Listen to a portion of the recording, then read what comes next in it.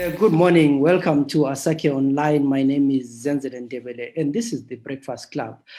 Because of COVID-19, we'll see that we'll be changing the format, the way we are doing our programs. We'll be having more of online programs. The aim is to make sure that you stay safe. We also stay safe, and we'll be having a lot of discussions with people via Zoom or Skype, and it looks like it is the way it is. And talking from Bulawayo today, we know that yesterday the cabinet said we should actually move on to a stricter lockdown. So driving into town today and coming to the work, we saw that police were a bit active, asking people about their letters, where they're going. And I hear that in Harare it's even more quite serious. So looks like Bulawayo and Harare are going to be in a serious lockdown in the next few days. And some people have argued that probably the government is also trying to prevent people from protesting on the 31st of July. But we know that COVID is real, and we really encourage people to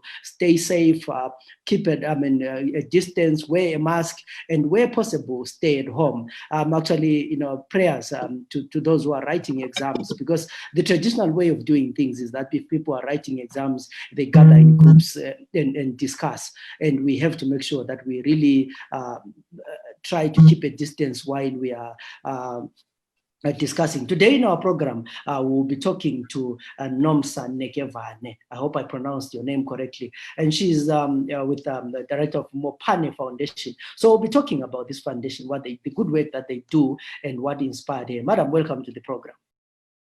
Thank you. Yes, so tell us about the Mopane Foundation. How did it start? Mopane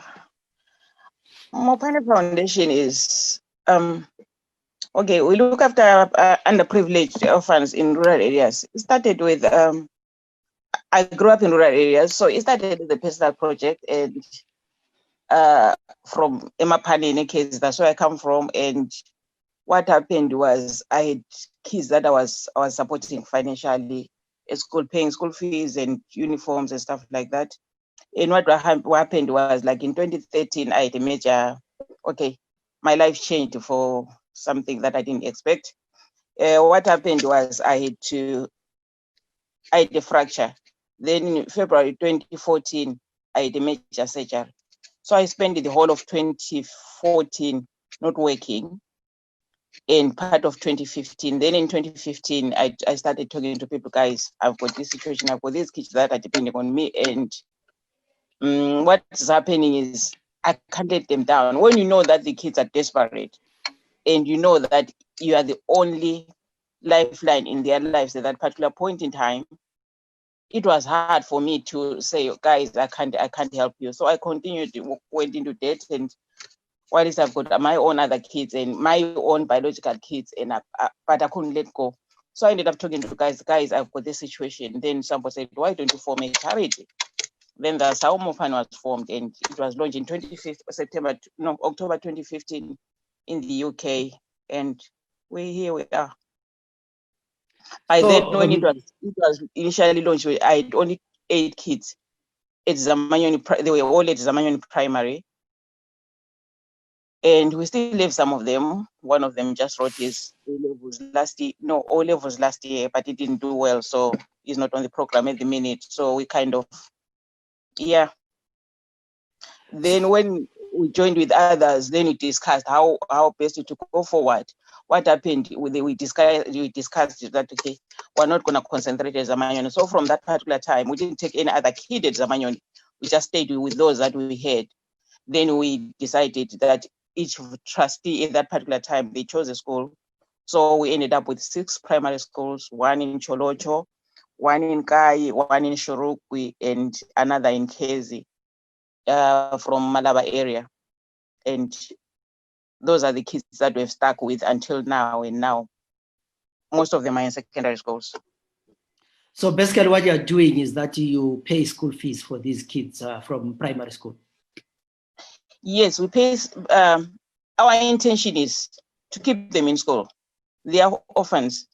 So we started them at primary schools. Our wish is to take them all the way to wherever they can afford to go, because it depends on the child. Sometimes we can say we pay school fees and do this and this, but somewhere along the lines, things don't go to plans.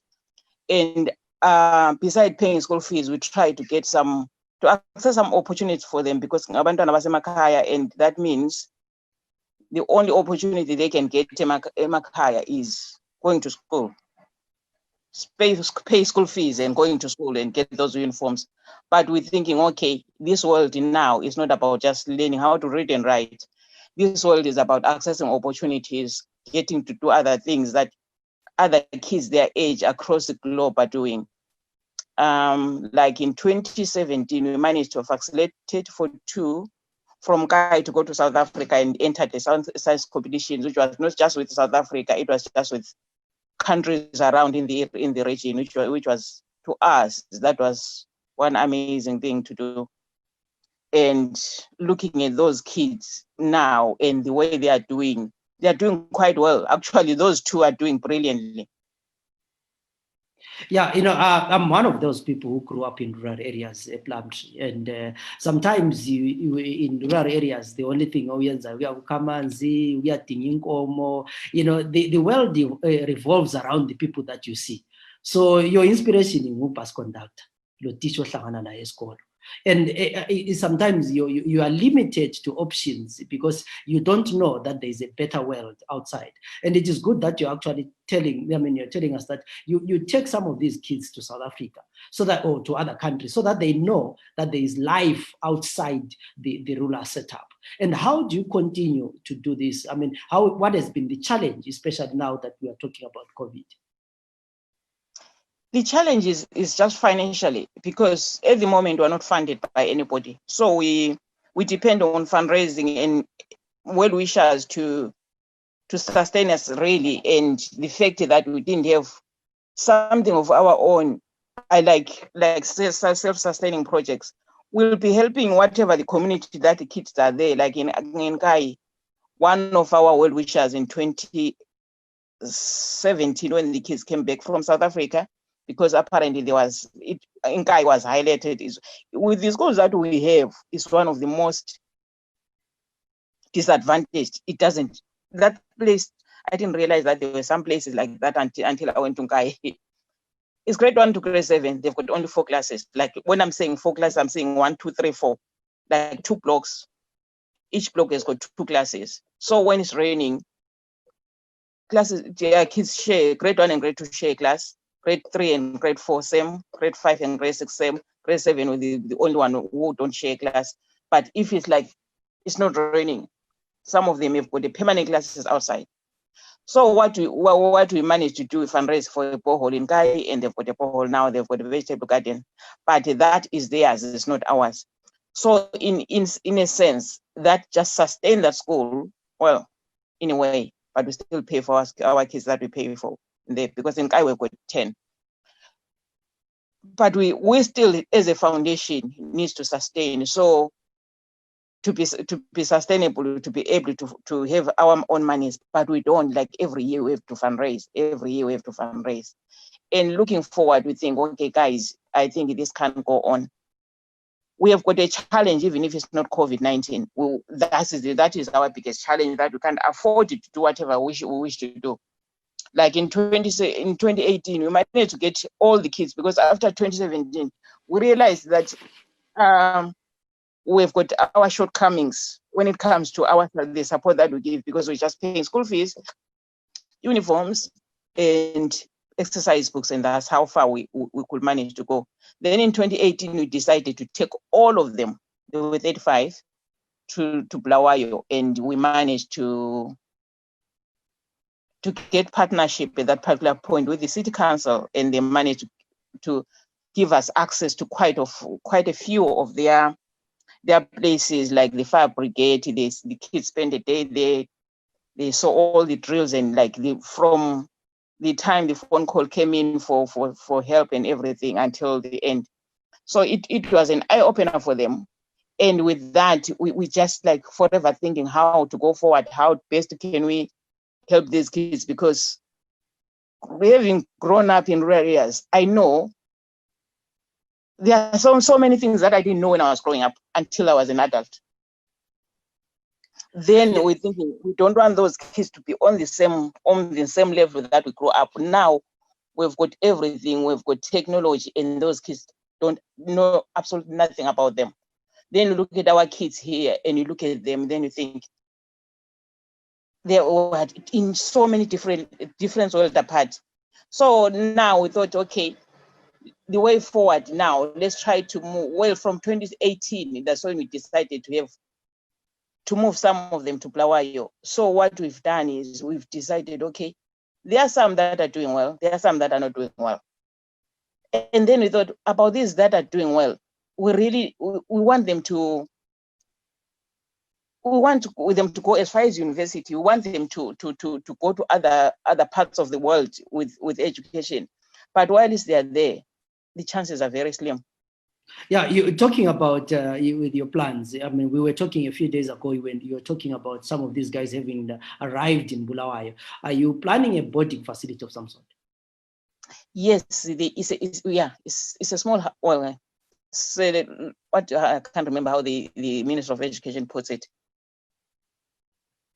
Yeah, it's a boarding facility. So we managed to get one. So we've secured a tenancy for 5 years. So we've brought 12. Okay, we've brought 12. That's the plan. The other one couldn't make it yesterday, so they're going to be picked up anytime now. So we've got 12. 11 of them are in primary school. One of them is starting NAST. He's going to NAST. He's going to university. He managed from Emakaya. He managed to ace his A levels. Like you think, wow, how did you do that? He's a boy. He's 20. So it's one of those things that is. So we want to support him as much as we can. And with everybody, every one of those that are in Bulawayo, we want them to excel. They are doing well, but want them to do extremely well. So what we're going to do, we want to give them extra tuitional support so that we can get maybe extra teachers. If we see that they're not doing well in maths or something like that, we can always bring in a maths tutor to help them, or science, or whatever subject that they are struggling with. But actually, they are doing well. They are doing just the average and above average. So with extra support, they can just ace it. Yeah, I mean, you are doing quite a wonderful job, and for some of us who really grew up in those areas, we know how difficult it can be to get where you are today, or to actually find doors.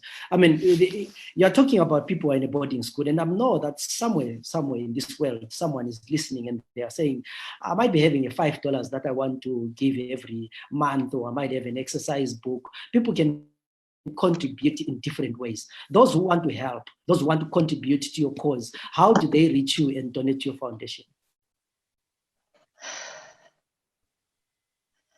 At the moment right now, because we just moved them to the city, then we're thinking, what next?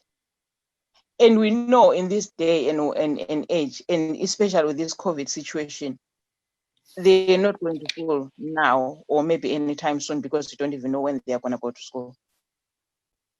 And looking at the situation, like Africa is just getting into the COVID situation that some of us have been through, even if we're still anticipating some more. What we've been through, we don't know how long it's going to help. And these kids, they don't have access to information. And right now, what we'll be looking at having is resources like computers for them to be learning online. Okay, they're going to be doing radio online, like what they're saying, that is going to be happening. But if we're really honest, we'll probably say if we had quite a few computers for them so that they can do their online, because now they are registered with the school. So we pay their school fees, they should be able to access, they send them some information for them to access. So we have got, I can give you our Zimbabwe line for somebody who's in Zimbabwe, our admin person. In Zimbabwe, they can get them to them. In the UK, I'm still kind of, the link was more, I've got 7 trustees, but I'm still like fully hands-on. So my number is like, that's the 44 code, is 7450287082. Sorry, I'll ask you to say it slowly. It's okay. What? Yeah. is 044, that's the code. Yes. 74 74 50 50 28 28 7082. 7082. So that's Yeah. your number where people can reach you. Yes, or even in Mopane Foundation. Okay. In Zimbabwe. Okay, sorry. We've got an office where it's where the kids are.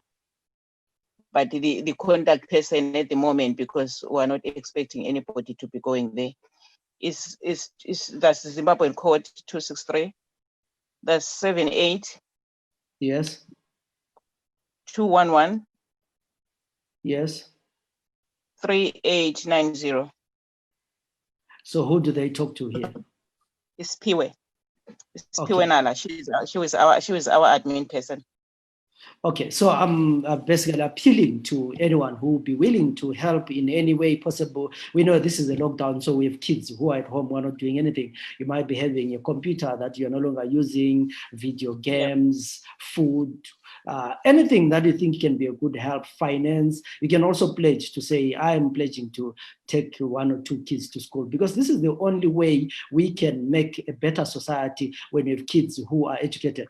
I'm actually moved by this project because this week we went to Cholocho. And when our reporter was in Cholocho, they talked to a headman who said, they won't go back to school because they'll be pregnant. And because they've stayed a lot of time out of school. And I'm saying to myself, how many kids in Zimbabwe, in Matebele and in Bulawayo, are not going to go back to school because they've fallen pregnant or they cannot get to school? And Serve Zimbabwe is estimating that nearly over 50,000 kids are not going to go back to school after COVID because of all these circumstances, including failing to pay fees. Many parents are living hand to mouth. And COVID has made the situation worse. So some of our kids will not be able to go to school. And if we have people like you who are doing such a wonderful job, it really moves my heart. We still have human beings, especially at the time when we have our leaders are basically, for a lack of a better word, hopeless. And it is only us who can take our nation forward. And I hope and pray that your project is going to be a success. And where do you see yourself in this project 5 years from now? 5 years from now, we're hoping to add that. Okay, 5 years down the line, not even 5 years, 3 years down the line, we're hoping to have because right now we've got these 12. We don't have 12. We've got 35 kids in total. We still have got some that are left in rural areas.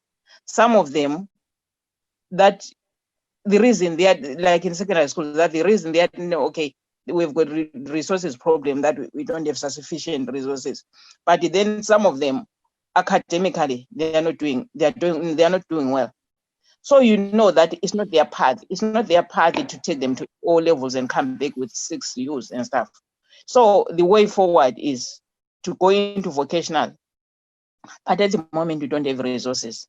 Maybe in 5 years' time we'll have a place where we can say, okay, these kids, not we hope we are working towards that in 5 years' time we should have a functional vocational maybe college where we know that when they're not doing well, they just go straight to, at some point we say, okay, now they can read a manual, they can read the instructions of anything. Now let's move them, let's see what they are good at. If they are good at carpentry, if they are good at building, like construction and stuff like that, they go and do that. That's how the first world do with their kids. What they do is, when they realize, when they're at secondary school, they start putting them in these places so that they see how they are good at. Then sometimes most of the children, by the time they're supposed to go to A levels, they don't, because they know that now they are good at this and they can make decisions about their lives later, that I want to be, they say, I want to be in construction, I want to be a carpenter. So they just concentrate on those courses, and that's why they are rich. With us, we are pushing our kids to go through the normal secondary school route, and half of them, they don't go past the O levels. Yeah, I mean, you mentioned something very important, because I find that sometimes we put our kids a lot of pressure, so that, because we think success is only through academic achievement. So if our kids are not good in class, we think that they're not good in anything. But this is where we need to actually promote other things, whether it's woodwork, it's metalwork, it's agriculture, it's sports. There is more that our kids can do and be successful without necessarily having a doctorate or a PhD, because not everyone is gifted academically. And what I've realized most of the times is that we just push our kids through education. I mean, some of them, even if you realize that they're really not good at the academic side, but they might be good at something. So what you're doing is very important, that we have to identify what our kids are good at, because maybe we are what we are today because of the education system. We were taught to just go to school to pass. And maybe we are so submissive today. This is why we have politicians who are doing whatever they please, because we are analysts, we analyze, we start talking about the impact of this, the negative impact, rather than getting things done. So I'm really excited that we have people like you who are thinking beyond the academic space. I think the biggest problem is, like Abasamakaya, they don't have that opportunity to know what they are good at, because there is nothing for them to try. The only thing I don't know, I don't even know which basadlalisa imota basayenza izimota lezana zazenza abafana sakhula or anything like that. But okay, lama wayakho nasekho, so that means they don't have anything to experiment on. So it's kind of like they are trying to be like kids in first world countries, but they don't have those things to do. I know that where I come from, like my school, I went in 2017 when after a long time I've been away from home. When I first went there, they had only two sewing for the secondary school. They've got only sewing machines, 2. Then you imagine you've got Form 1 to Form 4, and they've got only 1, 2 sewing machines. So who's gonna get there? So it's gonna take forever, because they probably have one sewing class a week. So before you go to the sewing machine, how long is it gonna get you to get there? So our kids don't have anything. Absolutely, they've got absolutely nothing to work on. The only thing that is in their faces is the 2 books that they are in the school that they all have to fight over. I think somebody said, I was watching somebody's video a few days ago, and somebody was saying, the future is Africa. We've got everything that we need. But now that we learn from other people, other worlds, that what they are doing, then we need to take these ideas and go and use it. We seem to be losing you there. I'm not sure what's could be the network. Yeah, you can go ahead. Okay. I'm saying, I was watching a video of some guy. It was a study actually. The guy is in Ghana. Is in his early 30s. It's just brilliant. He just did something, inventing some coal, and then you think, we can do that. And we've learned so much from like, I'm in UK, I've learned so much from this country, that those skills and what they are doing with their kids, if we can apply those same things to Africa, we've got a future. These people are going to be looking at us and thinking, wow, and why not go ahead and do it? And I think it's time. On that note, I think you really ended well, that the future is Africa, and it's the time that we implement. I would like to thank you very much, Nomsa Nekevane of Mopane Foundation, with the work that we are doing, and we hope that you are going to get a lot of people coming forward to support. I'll end by saying that your number, for those who want to contact you, is plus 4474502870 or 82 at the end, 82. And for those who can contact you abroad. But if you are in Zimbabwe and you also think that you can do something, or you want to get directly with the administrator who's running the boarding school here in Zimbabwe, the number is plus 263 211-3890 and you talk to Spiwe. And we hope that you are going to get the support and good luck in your work. My name is Zenzele Ndebele. For those who are just joining us, can you say, we hope that you're going to spread the word and also look for other people who can help, because the future is in our hands and we need to make sure that our kids have a better future than us. We can complain, yes, but we also need to complain and do something, because unless we stand up and do something, us and the generations to come, we're going to suffer from the same problem of saying, no, I have maybe kusasa, but till we meet again tomorrow in other programs, have a good day.